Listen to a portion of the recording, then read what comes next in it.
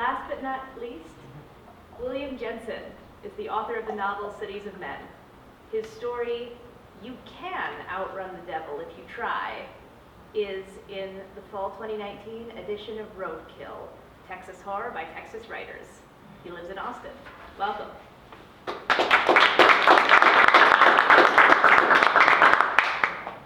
I was going to read the first few pages, and like Carmen, leave it up to you to discover the ending. So this is, You Can Outrun the Devil If You Try. I turned 13, the summer the murders stopped. For the preceding decade, a body was found every year, usually in July or August, when the heat scorched Texas to a dead gunmetal gray and sunsets hemorrhaged in the west. You felt the tension as we moved out of spring. Women refused to leave home after dark. Teenagers whispered legends and half-truths about the crimes. That year, LBJ gave his Great Society speech, and in Houston, the Colt 45s became the Astros and moved into their new, beautiful dome. The Dallas Cowboys had the best season they'd ever known. But in my home of Anson, Texas, the reign of the Rice County Ripper was about to end. My daddy was the sheriff, and he took a lot of grief for not being able to catch the killer. People said he needed to call in the Rangers, but Daddy couldn't let it go. Every summer, as the cicadas snarled through the dusk, my father became stoic and stern. He stayed up late looking at photographs, muttering about the victims. From my room, I'd listen to him pace, his boots scuffing the dining room floor as the season dragged on. I thought my father was obsessed. The Ripper killed women, all young and usually runaways. None of them were from Anson. That year, they found 2 dead girls. The first was a 19-year-old from San Antonio. She'd been left off Farm Road 1126. Daddy and his deputy came home late the night she'd been discovered. I'd been on the couch watching Attack of the Giant Leeches on TV and trying not to think about the terrible heat outside.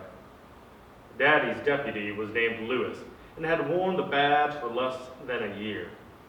He looked pale and starved as he trailed my old man inside. "There's some leftover brisket in the icebox," I said. "I don't think I could eat a bite," said Lewis. It was just awful. I don't know anyone." "Cut it out, Lewis." "Sorry, boss." "What happened?" I said, twisted around on the couch and facing them. Lewis stood slouched and pale. He was lanky like an oak branch, and his cheeks and nose stayed in near constant blush. Daddy poured 2 glasses of whiskey and set them on the table. He motioned for Lewis to sit. He sat. Lewis held his glass with both hands. "You should go to bed," said Daddy. "There was another one, wasn't there?" "The bastard cut her in half, Mason. Her legs were on one side of the road, her head and arms on the other. I don't know how anyone could—" "Lewis, you keep talking, and I'll ask you to leave." "I'm sorry, I'm just pretty gone rattled." "Mason," said Daddy, "go to bed. We'll talk in the morning." I grunted, turned off the Zenith, and marched upstairs. I opened and closed my door loud enough for Daddy to hear, and I sat on the landing, holding my breath. I listened to Daddy and Lewis talk. Their voices, solemn, low, and shaky at times.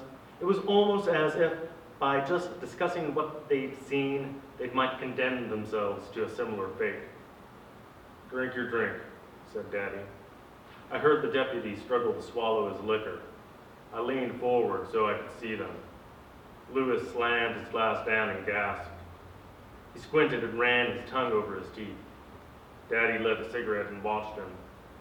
Daddy was practically the opposite of Lewis, muscular, tall, and handsome with dark hair. He leaned forward and rested his arms on the table. He smoked. "I don't know if I can do this," said Lewis. "The job, I mean. You'll be fine." "Seen something like that? It tests my faith, Russ." "Want another?" "No, I need to get home." God, he's sick. Whoever he is, said Lewis. He almost wept as he spoke. The bastard took her eyes. Here, said Daddy, have another one. You're part of the club now. There wasn't any blood, Russ. He moves the bodies. I just got married.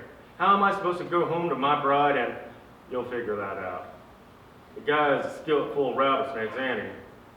Daddy poured two more.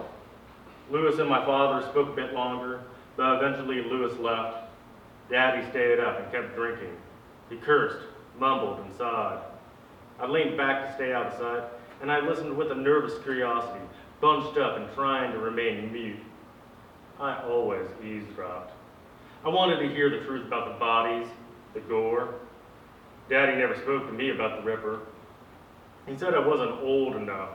He told me it was police business and not junior high gossip.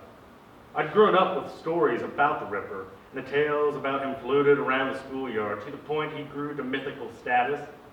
My friends always thought I knew more than I let on. Because Daddy was the sheriff, and I suspect that is even more of a reason why Daddy didn't tell me anything about the investigations.